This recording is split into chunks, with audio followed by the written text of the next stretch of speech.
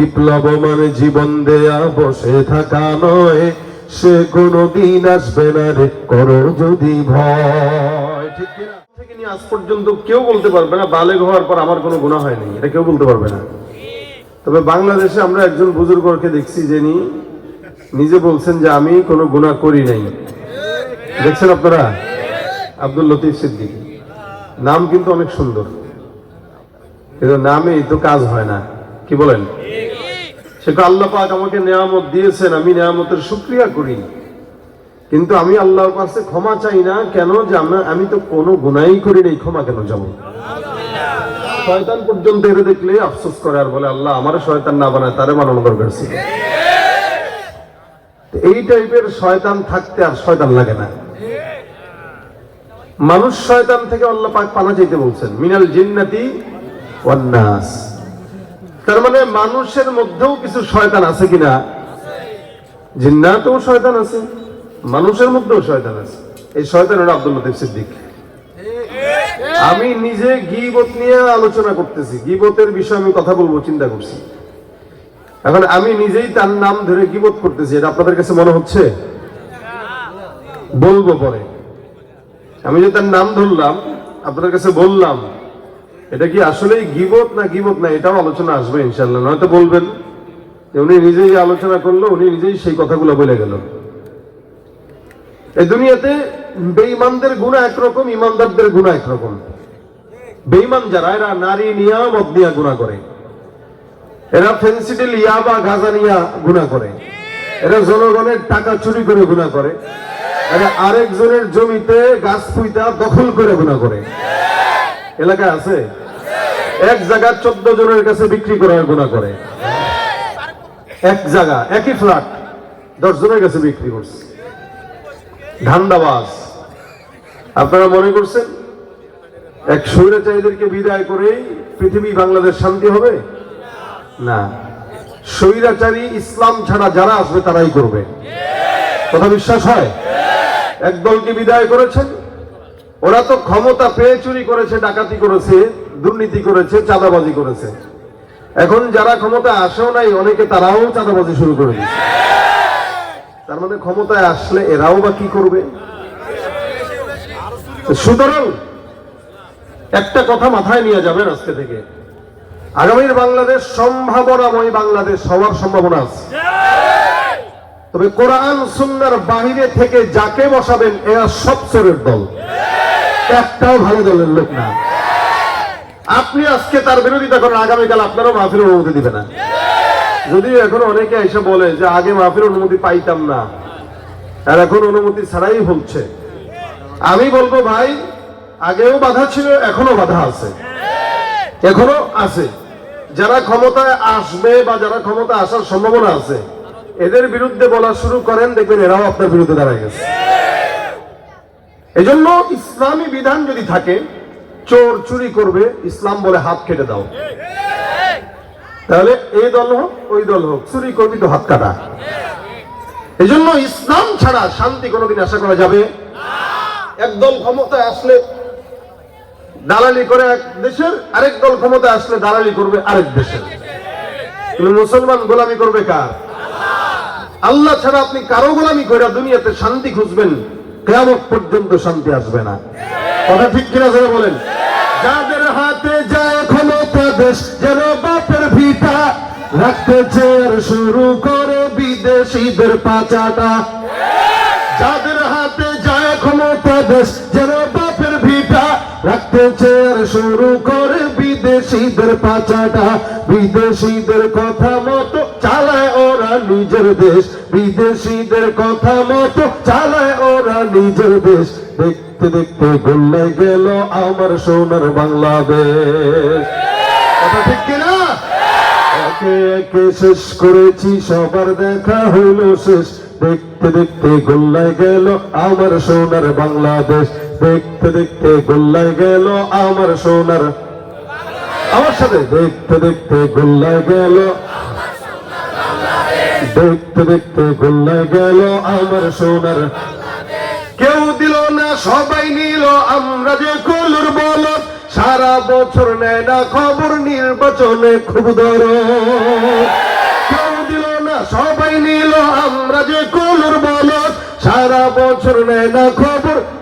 নির্বাচনে খুব দরদ, নির্বাচনের আগে নেতায় ধরে কত রকম বেশ, নির্বাচনের আগে নেতায় ধরে কত রকম বেশ। দেখতে দেখতে গোল্লায় গেল আমার সোনার, দেখতে দেখতে গোল্লায় গেল আমার, একে একে শেষ করেছি সবার দেখা হলো শেষ। দেখতে দেখতে গোল্লায় গেল। কোন শান্তি আসবে দেশে? আর আসবে, তবে কিসে? ইসলামে। কিসে? এই চোর বাটপার যা বলেন, বাংলাদেশ থেকে যারা বিতাড়িত হয়েছে, এদেশে আইন যদি ইসলামিক আইন থাকতো, একটাও হাত পা নিয়ে যেতে পারতো না, হুইল চেয়ারে বানানো লাগতো। চুরি করার দায় কারো হাতে থাকতো না, পাও থাকতো না। এই জন্য ইমানদারদের গুনাহ এক প্রকার, বেঈমানের গুনাহ, বেঈমান মানুষের হক নষ্ট করে গুনাহ করে, বেঈমান চুরি করে, ডাকাতি করে, নারী নেয়, মদ খায়, ইয়াবা, গাঁজা, ফেন্সিডিল অথবা মাদক দ্রব্য এগুলো সেবন করে। এটা হচ্ছে বেঈমানের গুনাহ। আর ইমানদারের গুনাহ, ইমানদার নামাজ কাজা করে না, হজ মিস করে না, যাকাত অনাদায় করে না, মানুষকে কষ্টও দেয় না, হাসি মুখেই কথা বলে, সবই করে। কিন্তু ইমানদার একটা গুনাহকে পছন্দ করে, ওই গুনাহটার নামই হচ্ছে গীবতের গুনাহ। কিসের? গীবত। নামাজ পড়ে মসজিদ থেকে বের হয়েই চায়ের দোকানে বসে গীবত শুরু করে।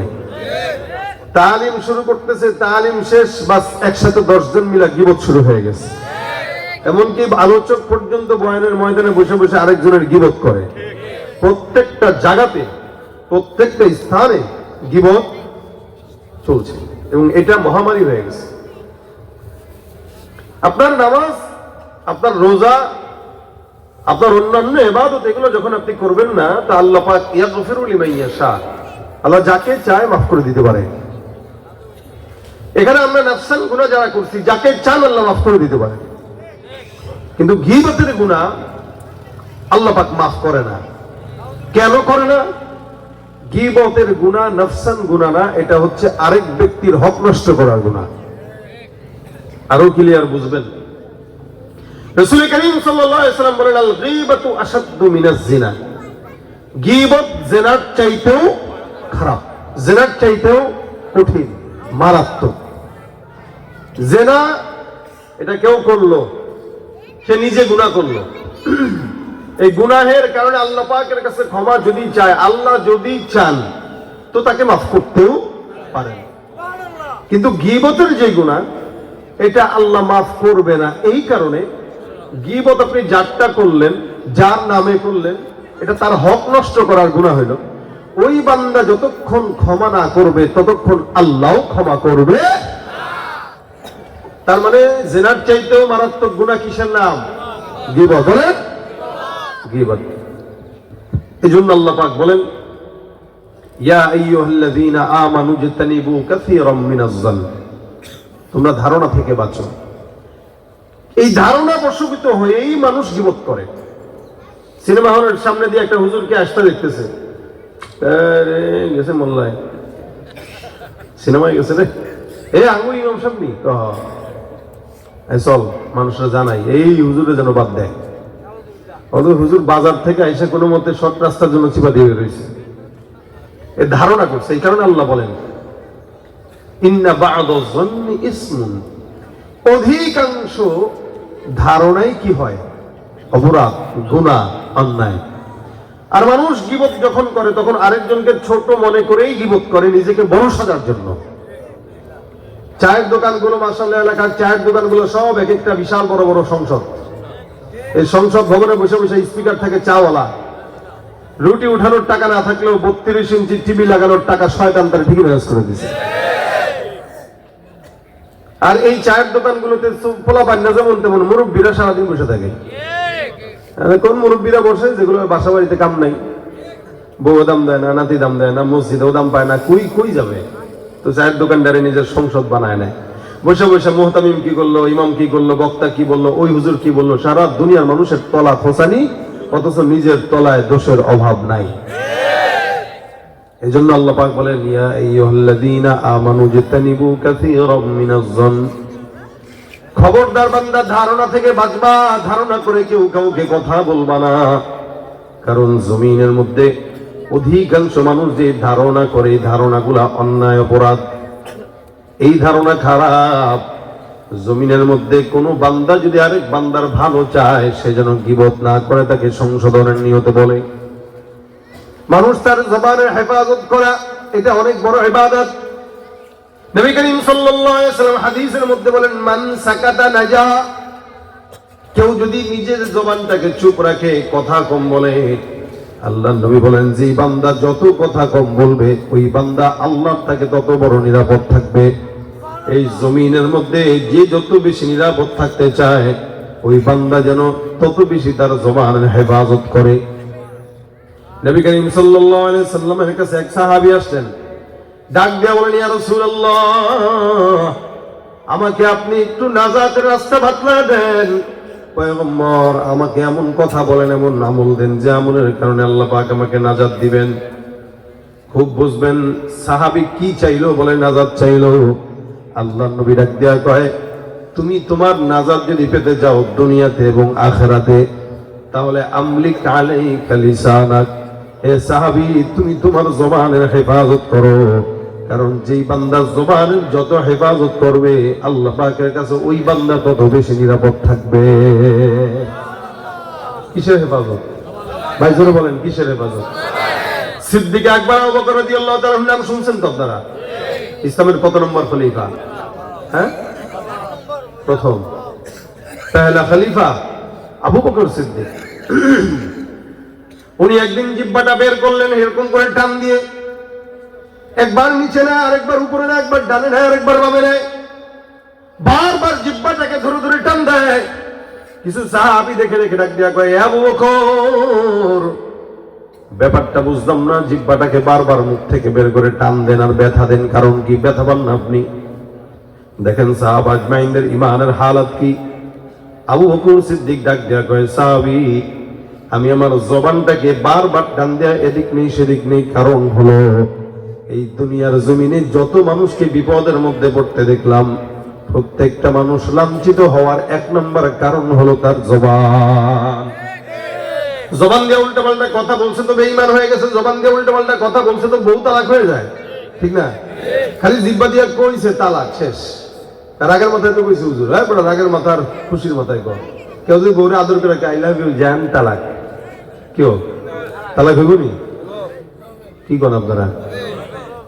কেউ যদি বউরে 100 বার I love you, I love you, I love you, তোমার তালাক, তাও এই জবান এমন একটা জিনিস, সারা জিন্দেগি গুনাহ করছে, অন্যায় করছে, শেষ জামানায় এসে বলছে লা ইলাহা ইল্লাল্লাহ মুহাম্মাদুর রাসূলুল্লাহ।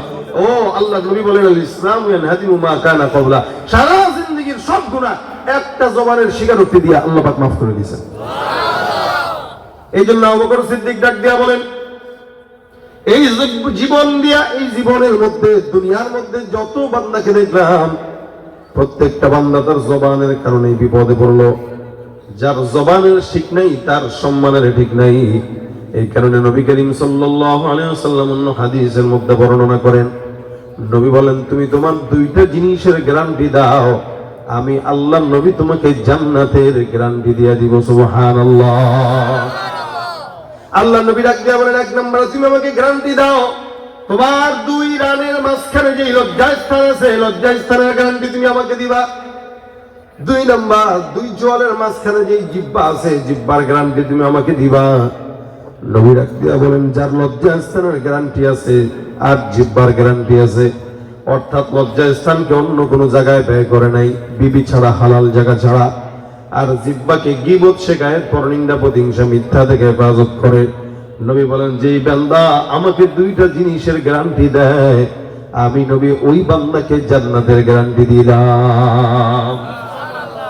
আল্লাহ নবী ডাক দিয়া বলেন, তুমি দুই জিনিসের গ্যারান্টি দাও, আমি তোমাকে জান্নাতের গ্যারান্টি দিব। এই জন্য আবু বকর ডাক দিয়া বলে, সাহাবা, আমি আমার জিহ্বাটাকে ডানে নেই বামে নেই কেন? আমার জিহ্বা দিয়ে আমি পর্যন্ত কোনোদিন উল্টা পাল্টা কথা বলি নাই, বলতেও চাই না। যার কারণে মাঝে মাঝে জিহ্বাটাকে শাসন করে বলি, খবরদার উল্টা পাল্টা কথা বলবা না।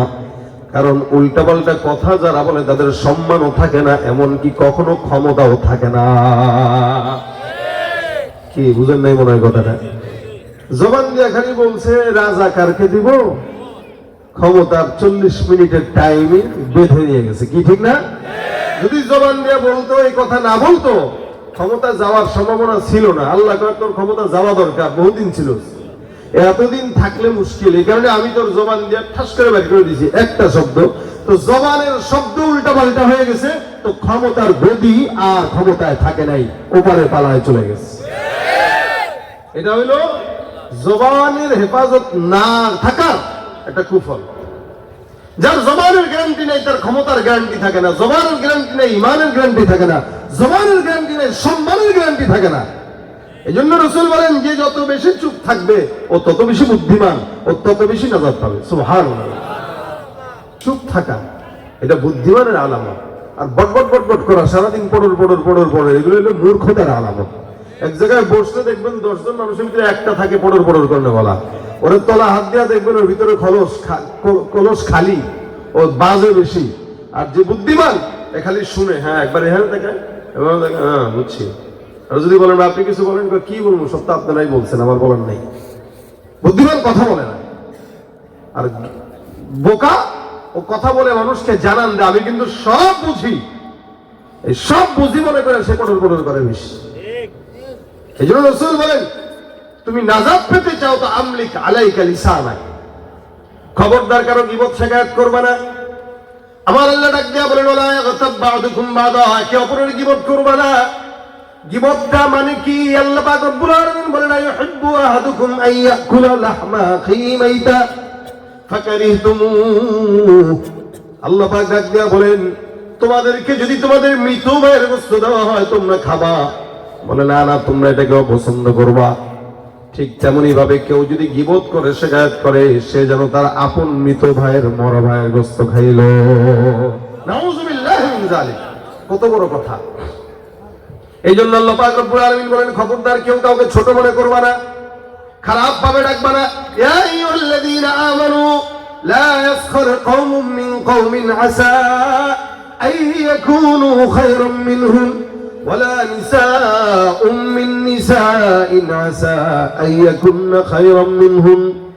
খবরদার কোন জাত কোন জাতিকে ছোট চোখে দেখবা না, কোন পুরুষ কোন পুরুষকে ছোট কথা বলবা না, কোন পুরুষ কোন পুরুষকে খারাপ ভাবে তাকাবা না, কোন নারীও কোন নারীর দোষ ধরবা না, কোন নারীও কোন নারীকে ছোট চোখে দেখবা না।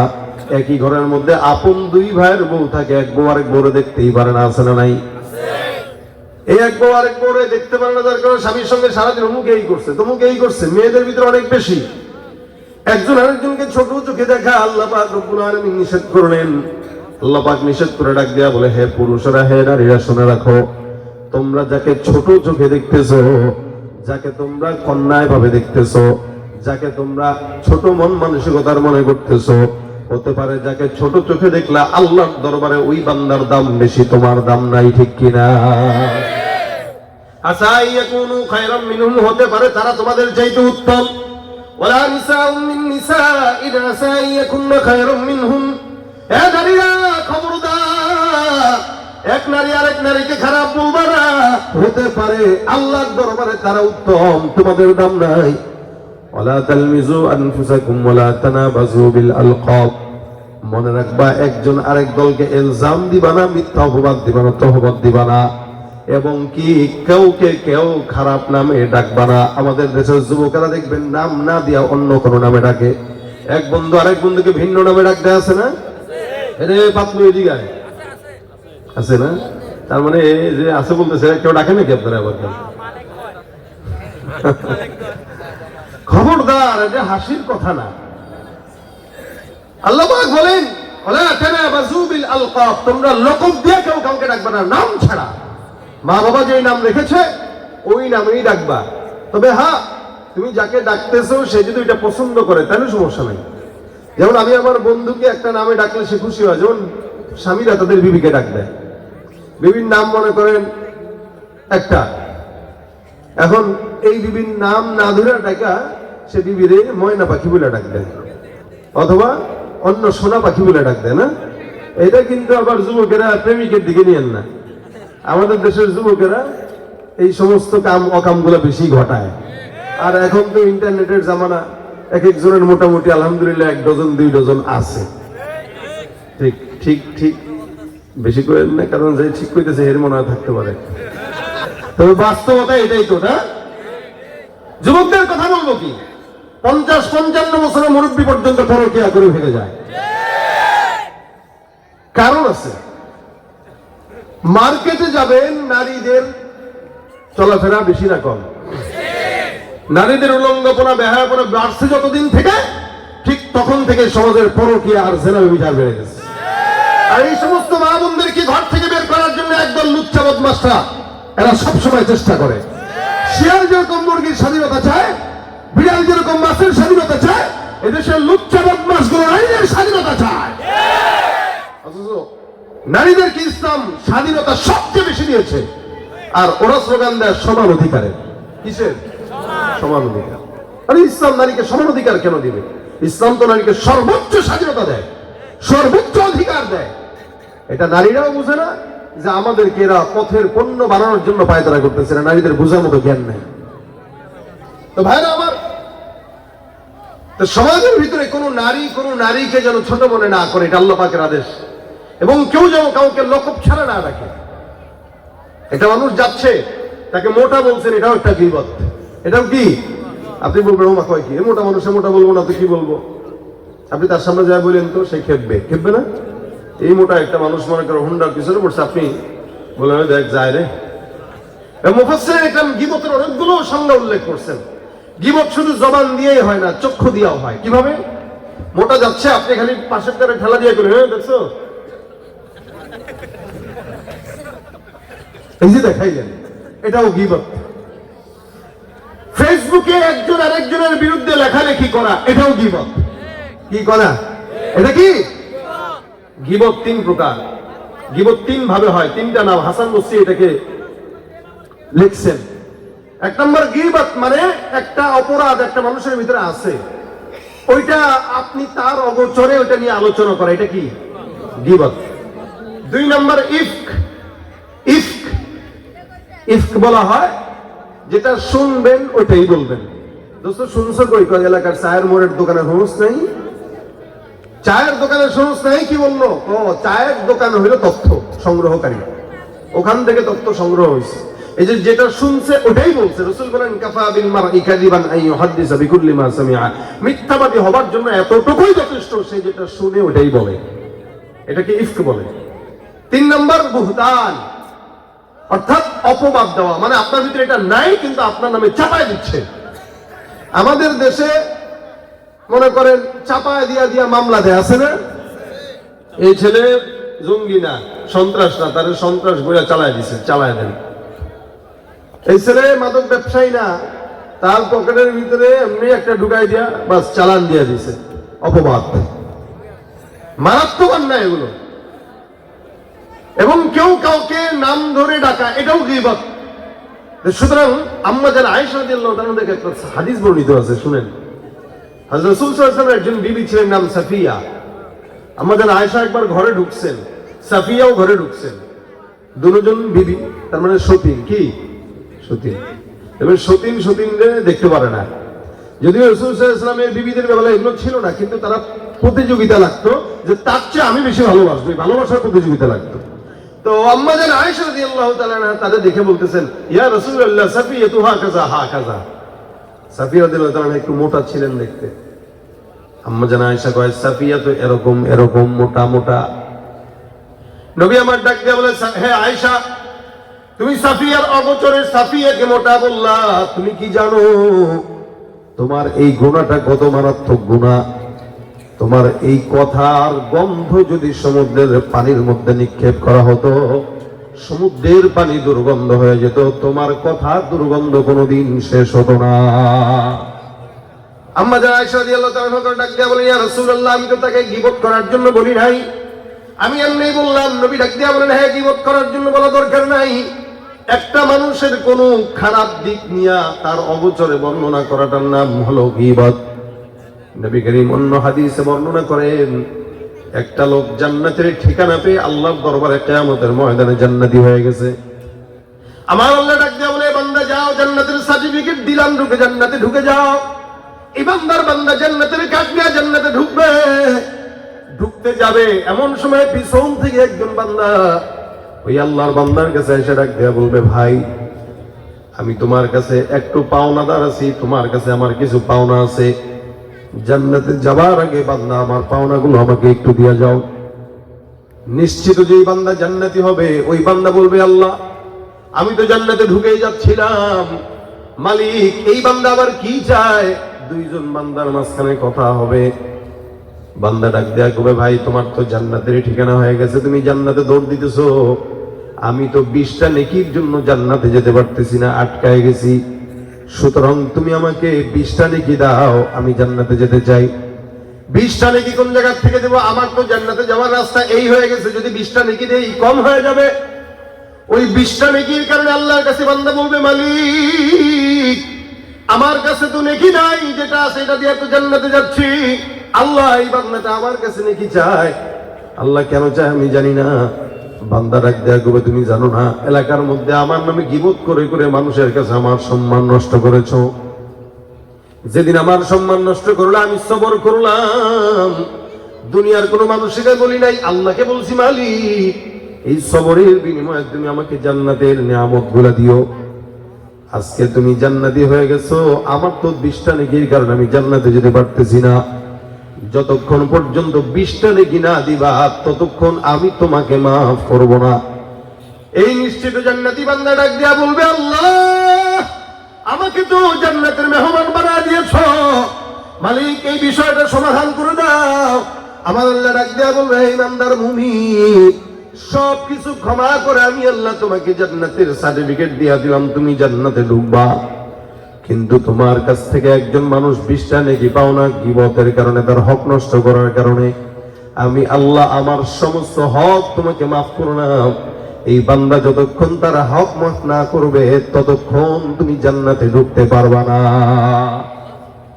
এবার ওই নিশ্চিত জান্নাতি বান্দা তার 20টা নেকি এই বান্দাকে দিয়ে দিবে। এখন এই বান্দা হাসতে হাসতে হাসতে হাসতে আল্লাহর জান্নাত, আর যে বান্দার কাছে ছিল জান্নাত, ওই বান্দাটা 20টা নেকি কম থাকার কারণে সোজাসুজি জাহান্নামে ঢুকে যাবে। নবী করিম সাল্লাল্লাহু আলাইহি সাল্লাম ডাক দিয়া বলে, কারণ ওইটা ছিল বান্দার হক, যতক্ষণ বান্দা ক্ষমা না করবে আল্লাহ পাক বান্দাকে মাফ করবে না। কিয়ামতের ময়দানে অসংখ্য ঈমানদার মুমিন বান্দা শুধুমাত্র গীবত করার কারণে গুনাহ নিয়ে নিয়ে এক একজন জাহান্নামে ঢুকবে, আর যাদের গীবত করবে এরা তাদের নেক নিয়ে আল্লাহর জান্নাতে ঢুকে যাবে। সুবহানাল্লাহ। এ ভাইরা আমার, এটা মারাত্মক গুনাহ, মারাত্মক অন্যায়। এই কারণে খুব বুঝবেন, জমিনের মধ্যে যত বান্দারা আমরা আছি প্রত্যেকটা ঈমানদার বান্দার জন্য আমাদের উচিত, আল্লাহ পাক রব্বুল আলামিনের তরফ থেকে এই আয়াতগুলো আমাদের জন্য শিক্ষা। আমার আল্লাহ বলেন, খবরদার খবরদার, ওয়ালা তালমিজু আনফুসাকুম ওয়ালা তানাবাজু বিল আলকাব, কেউ কারো গীবত করবা না, শিকায়াত করবা না, ছোট মনে করবা না। কেউ যদি কারো অন্যায় করে গীবত করে শিকায়াত করে, বলা হয় যে শিকায়াত যার করলো, গীবত যার করলো, ওই গীবতকারী যার গীবত করলো তার সমস্ত নেকগুলো গুনাহগুলো তার আমলনামায় আসে, আর যার গীবত করলো তার কাছে সমস্ত নেকগুলো চলে যায়। আপনি আপনার শত্রুর গীবত করলেন, আপনি আপনার শত্রুকে কোনোদিন কেউ যদি বলে, ভাই আপনি কি তাকে চান জান্নাতে দিবেন, বলবেন না না জান্নাতেও যাবে, এত সোজা। আপনি তো জান্নাতের গন্ধ সে শুরু করে চান না, আপনার শত্রু। কিন্তু আপনি গোপনে গোপনে একদিকে নামাজ আদায় করেন, আরেকদিকে গীবত করে নামাজের সমস্ত গুনাহগুলো আপনি নষ্ট করে দেন। দান সদকা করেন, গীবত করে দানের গুনাহগুলো নষ্ট করে দেন। ওই পোকা যেরকম মানুষের সম্পদ নষ্ট করে, গীবত নামক ব্যাধিটাও ইমানদারের ঈমানকে এমনি নষ্ট করে দেয়। এই জন্য ভাইরা আমার, প্রতিনিয়ত আমাদের গীবতের গুনাহ হয়। একদিকে নামাজ, একদিকে গীবত, একদিকে হজ। আমি এমন লোককেও দেখেছি যারা আল্লাহর ঘর হজে তাওয়াফ করতেছে, সাফা মারওয়া সাই করছে, ওদিক দিয়ে গীবত করতেছে, তার খবরও নাই যে একদিকে নেক আরেকদিকে গুনাহগুলা, নেকগুলো চলে যাচ্ছে আরেকজনের কাছে। এই জন্য আমি বলি, গীবত যদি করতে হয় নিজের মা বাবার গীবত করেন। করবেন নি আপনারা মা বাবার গীবত? কথা কয় না, করবেন কেউ? না, করবেন না, কেউ করবেন না। কারণ মানুষ মাকে ভালোবাসে, বাবাকে ভালোবাসে, এই জায়গাটায় কেউ কার মা বাবার গীবত করে না। কিন্তু আমি বলবো আপনি মা বাবার গীবতই করবেন। এই কারণেই করবেন, আপনার তো গীবতের অভ্যাস। অন্তত আপনার মা বাবার নামে আপনি গীবত করার কারণে আপনার মা বাবার গুনাহগুলো আপনার কাছে আসবে, আপনার নেকিগুলো মা বাবার কাছে যাবে। তো আপনার নেকি আপনার মা বাবার কাছে যদি যায়, তো ঘরের নেকি ঘরেই থাকলো, মা বাবা জান্নাতে গেল। কি বলেন? কথা বোঝেন না আপনারা?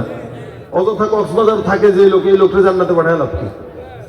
দূরের শত্রুকে জান্নাতে পাঠায় লাভ কি? নিজের মা বাবারা জান্নাতে পাঠান, তাদের হক আছে, তা আপনাকে জন্ম দিয়েছে, বড় করছে। হ্যাঁ, তাহলে আপনার গুনাহগুলো, আপনার নেকগুলো নিয়ে মা বাবা জান্নাতে গেল, আর তাদের গুনাহগুলো নিয়ে আপনি জাহান্নামে গেলেন। বলতে পারবেন যে যাক, অন্তত মা বাবাটারও জান্নাতে পাঠাইছে। কিন্তু আপনি কিন্তু মা বাবার গীবত করবেন না। সুতরাং আপনি আরেক মুমিন ভাইয়ের গীবত কিভাবে করেন? এখন আসেন, গীবত কারটা করতে পারবেন, কার গীবত করা যায়? গীবত দুই শ্রেণীর গীবত করা, এটা আপনার জন্য আমার জন্য ইমানই দায়িত্ব। যেমন আমি একটু আগে বলছিলাম আব্দুল লতিফ সিদ্দিকী, সে বলছে কি আমি কোনোদিন গুনাহ করি নাই, এ তো শয়তান। ওর ব্যাপারে মানুষকে সতর্ক করা এটা ইমানই দায়িত্ব। দুই ব্যাপারে গীবত করা ইমানই দায়িত্ব। একটা হচ্ছে যদি সামাজিক কোনো ক্ষতি হয়, যার মাধ্যমে সমাজের ক্ষতি হচ্ছে, রাষ্ট্রের ক্ষতি হচ্ছে, দেশে অরাজকতা সৃষ্টি হচ্ছে, ফিতনা ছড়াচ্ছে, এই টাইপের লোকের গীবত না, বরং এই তার ব্যাপারে সতর্ক করা ইমানই দায়িত্ব। দুই প্রকার, এমন কোন লোক যেই লোকের মাধ্যমে দ্বীনের ক্ষতি হয়, দ্বীনের অপব্যাখ্যা করে, সমাজে বিদআত ছড়ায়, গুমরাহি ছড়ায়, এই ভণ্ড হুজুরের ব্যাপারেও মানুষকে সতর্ক করা ইমানই দায়িত্ব। একদিকে যার মাধ্যমে দেশের ক্ষতি হয়, আরেকদিকে যার মাধ্যমে ইমানের ক্ষতি হয়। এই দুই প্রকার মানুষ ছাড়া অন্য কারো গীবত যদি করতে হয়, যদি কিছু বলতেই হয়, সেটাও তো আল্লাহ পাক কেমনে বলা লাগবে বলে দিচ্ছেন না? আল্লাহ পাক বলেন ইন্নামাল মুমিনুনা ইখওয়াতুন ফাআসলিহু বাইনা আখাওয়াইকুম। এই মুমিনের দল, তোমরা একে মুমিন আরেক মুমিন ভাইয়ের দোষ যদি জানো, তোমরা ইসলাহের নিয়তে সংশোধন করে দাও। নিজের আপন ভাইয়ের দোষ যখন হয়, কেউ কাউকে বলে না। আপন ভাইয়ের অন্যায় কেউ কারো কাছে প্রকাশ করে না। আমি আমার আপন ভাইয়ের যদি কোনো ভুল থাকে, এটা আমি আমার ভিতরে লুকাইবো, আমার মা বাবাকে বলতে পারি, এর বাইরে বলবো না। আল্লাহ পাক রব্বুল আলামিন বলেন, তোমার কোন ইমানদার মুসলমান ভাই যদি অন্যায় করে, তুমি তার কাছে যাও, আর দিলের দরদ থেকে তার সঙ্গে তুমি বলো, ভাই তোমার এই কাজটা ভালো না, এই কাজটা তুমি তোমার ভিতর থেকে দূর করে দাও। সংশোধনের নিয়তে বলবা, খবরদার এলাকার মধ্যে ছড়ায় অমুকে খারাপ, তমুকে খারাপ, তারে চিনি হ্যান ত্যান বইলা নিজের ইমান নষ্ট করবা না, আমল নষ্ট করবা না। কারণ নবী বলেছেন, যার জবানের হেফাজত নাই, তার জান্নাতেরও গ্যারান্টি নাই, ঠিক কিনা? এই জন্য মুসলমান ভাইরা আমার, গীবত হুজুরের না কইরা, ইমানদারের না কইরা, যেগুলো চুরি করে, ডাকাতি করে, দান্দাবাজি করে, এইগুলোর ব্যাপারে মানুষকে সতর্ক করেন। কারণ আমাদের সমাজে চোর, বাটপার, ধান্দাবাজ ভরে গেছে, আমাদের সমাজে অসৎ ব্যবসায়ী ভরে গেছে, আমাদের সমাজে সিন্ডিকেট ব্যবসায়ী ভরে গেছে, আমাদের এই সমাজে ভণ্ড মাজার পূজারী আছে। যদি বিরোধিতা করা লাগে, তাদের বিরোধিতা করেন। একজন মুমিনের অযথা ভুল ধরে ধরে আপনার আমলনামা নষ্ট করে নিজে জাহান্নামের ঠিকানায় না যায়, বরং আগে যদি কারো ভুল থাকে তাকে সুন্দরভাবে বলে বুঝায় এরপরে তাকে সাবধান করেন। কিন্তু এটা না করে পাড়ায় পাড়ায়, মহল্লায় মহল্লায় অমুকের গীবত তমুকের গীবত করে করে যত ইবাদত গুলো গোপনে গোপনে করতেছেন, সব ইবাদত গুলো আস্তে আস্তে ধ্বংস হয়ে যাচ্ছে, আপনার নিজের হুঁশ নেই। এই জন্য এখন থেকে নিয়ত করেন, গীবত করব না ইনশাআল্লাহ। আর গীবত মানুষ অহংকার বশতই করে। হাসান বসরি বলেন, এই অহংকারের উদাহরণটা হইল, আপনি পাহাড়ের চূড়ায় উঠলেন, পাহাড়ের চূড়া আপনি একা উঠছেন মনে করেন। আচ্ছা বলেন, নিচে যদি 100 মানুষ থাকে, আপনি তাদেরকে বড় দেখবেন না ছোট দেখবেন? হ্যাঁ, ছোট দেখবেন, পিঁপড়ার মতো। আপনার চোখ কয়টা? দুইটা। একটা মানুষ যদি উপর থেকে একজন হয়ে 100 জনের দিকে তাকায়, কয় চোখে তাকাইলো? দুই চোখে। দেখলো কয়জনকে? 100 জনকে। দুইটা চোখ দিয়ে আপনি 100 জন মানুষকে পাহাড়ের উঁচু থেকে ছোট দেখতেছেন, কিন্তু নিচে যারা আছে তারাও কিন্তু উপরের মানুষটাকে কি দেখে? ছোটই দেখে। তাদের চোখ কয়টা? হ্যাঁ, 100 মানুষের চোখ কয়টা? 200। আপনি দুই চোখ দিয়ে 100 মানুষকে ছোট দেখেন, আর নিচের 100 মানুষ 200 চোখ দিয়ে আপনাকে ছোট দেখে। এলো অহংকারীর অবস্থা। সারা দুনিয়ার মানুষকে সে ছোট মনে করে, কিন্তু দুনিয়া তারে ছোট মনে করে, এমনকি আল্লাহ তাকে ছোট মনে করে। এই কারণে আমরা কারো দোষ ধরবো না, যদি ধরা লাগে সুন্দর করে বলে বুঝায় সাবধান করব। এটা হলো ইমানের পরিচয়, ঠিক না? এই জন্য আজকে থেকে নিয়ত করেন, কারো ব্যাপারে গীবত, শিকায়েত, পরনিন্দা, প্রতিহিংসা মূলক কোনো কথাবার্তা আমরা বলবো না ইনশাআল্লাহ। যারা বলেন না আপনার শীতে ধরছে আপনাদের, তাহলে এরকম চুপচাপ কে আপনারা? মানুষ তো শীতের ভিতরে চিল্লান দিয়ে তকবির দিয়া গরম বানাবেন, আপনিও গরম হবেন, আমারও গরম বানাইবেন, আপনারা আমার ঠান্ডা বানায় রাখছে। আপনারা হইলেন হেল্পার, গজল, আপনার কোনো জোন নাই, কিচ্ছু নাই।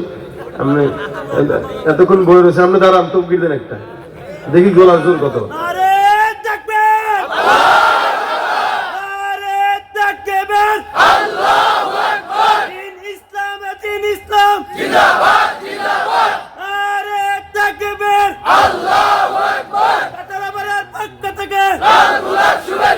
লড়াইয়ের ওই ময়দানেতে যেতে তোমাকে হবে, প্রয়োজনে সব রক্তটুকু জমিনেই ঢেলে দেবে।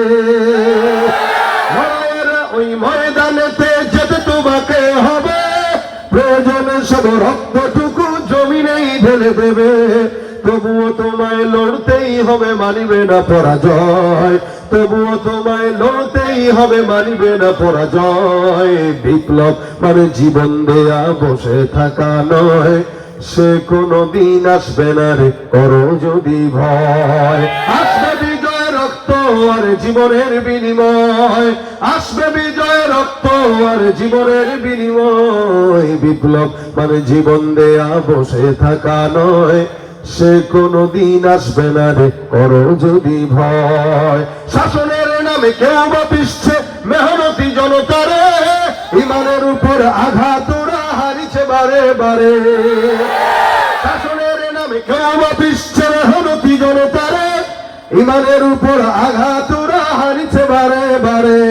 প্রতারণার ওই ফাঁদে পড়ে মোরা জীবন করেছি ক্ষয়, প্রতারণার ওই ফাঁদে পড়ে মোরা জীবন করেছি ক্ষয়। বিপ্লব মানে জীবন দেয়া বসে থাকা নয়, সে কোনদিন আসবে না রে, করো যদি ভয়। ঠিক কিনা?